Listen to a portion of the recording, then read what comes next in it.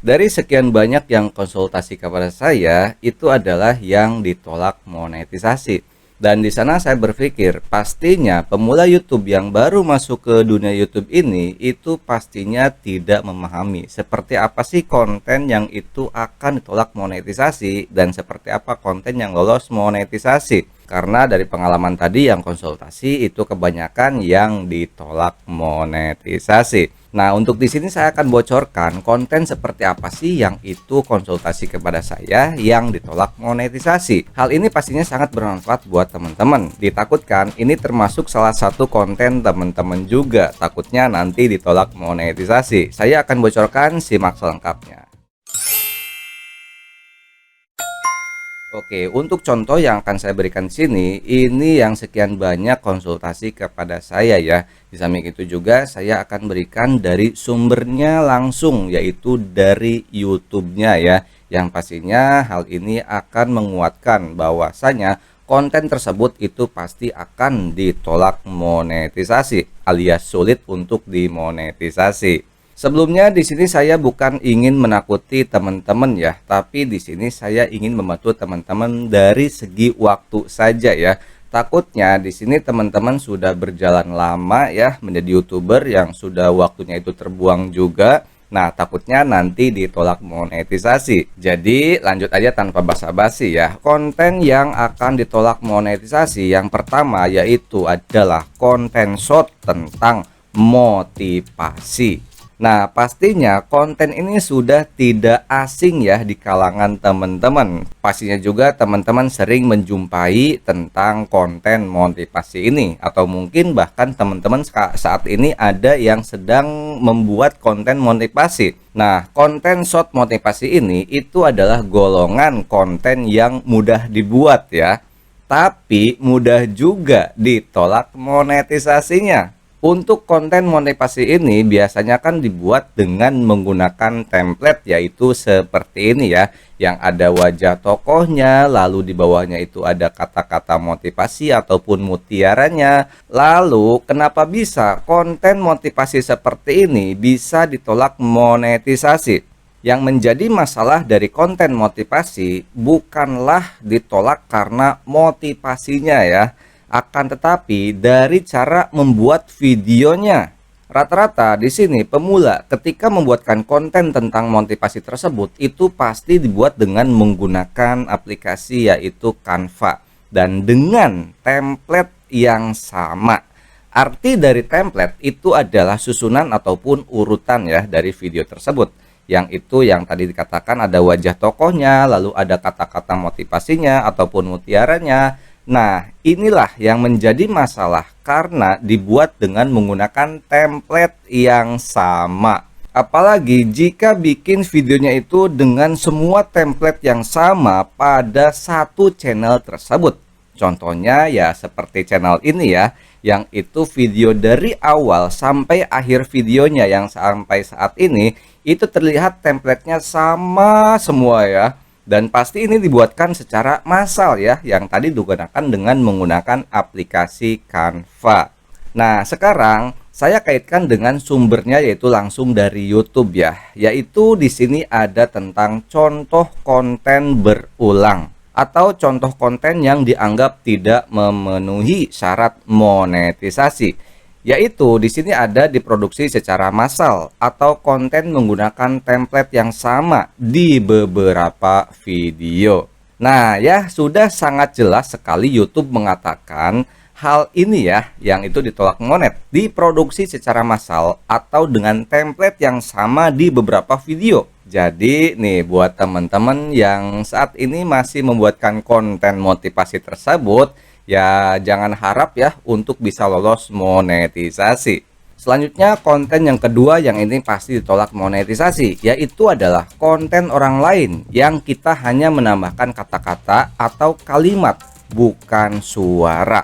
Untuk contoh konten seperti ini, saya yakin pastinya ini ketularan dari konten-konten yang ada di medsos-medsos sebelah ya, seperti halnya Reel FB ataupun TikTok gitu ya. Yang itu kita mengupload video orang lain, apalagi video tersebut itu tanpa kita rubah apa-apanya ya, yang hanya kita tambahkan kalimatnya saja gitu ya. Untuk contohnya, nah seperti ini ya, ini yang kemarin konsultasi kepada saya, yaitu video tentang kucing ya. Yang di video kucingnya ini bukan hasil jepretan dia, tapi ini adalah dari videonya orang lain, yang dimana pastinya dia mendownload mungkin ya dari sumber-sumber online yang lainnya.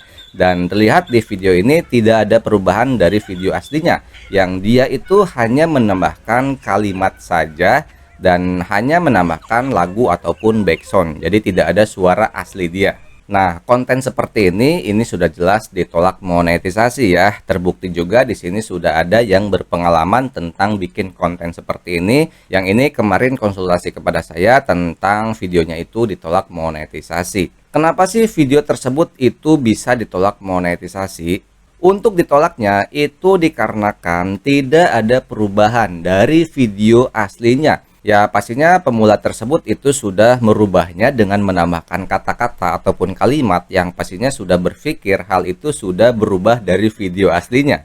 Akan tetapi walaupun kita sudah merubah video tersebut dengan menambahkan kata-kata saja ataupun kalimat saja tanpa ada suara kita asli, itu YouTube masih mengatakan bahwasanya video tersebut itu masih video orang lain tanpa kita rubah dari video aslinya. Karena sudah jelas juga di sini YouTube mengatakan tentang konten yang digunakan ulang. Di sini ada contoh konten yang dianggap tidak memenuhi syarat untuk monetisasi, yaitu salah satunya konten yang didownload atau disalin dari sumber online tanpa modifikasi substantif. Nah ya sangat-sangat sudah jelas dikatakan oleh si YouTube, konten yang didownload atau maksudnya konten orang lain yang tanpa modifikasi substantif.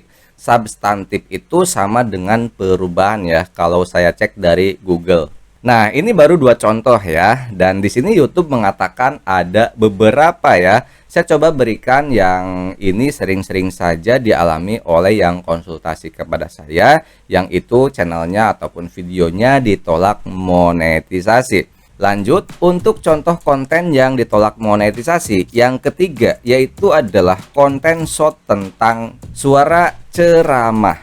Nah ini pasti teman-teman juga pernah menemukan ataupun mungkin pernah bikin konten seperti ini ya, konten short yang itu backgroundnya mungkin ya pemandangan, tapi suaranya itu suara tokoh yang sedang ceramah. Walaupun background yang kita gunakan itu adalah video hasil jepretan kita, tapi jika kita menggunakan suara dari hasil ceramahnya orang lain, ya pasti hal ini jelas-jelas akan ditolak monetisasi. Karena ya sudah ada juga yang pengalaman ditolak monetisasi dengan membuatkan konten yang ceramah seperti itu. Bukan dari pengalaman juga ya, termasuk juga dari si YouTube-nya langsung itu mengatakan tentang konten yang masih digunakan ulang, yaitu masih masuk ke kategori konten yang didownload atau disalin dari sumber orang lain tanpa modifikasi substantif. Ini sama seperti halnya contoh yang kedua tadi.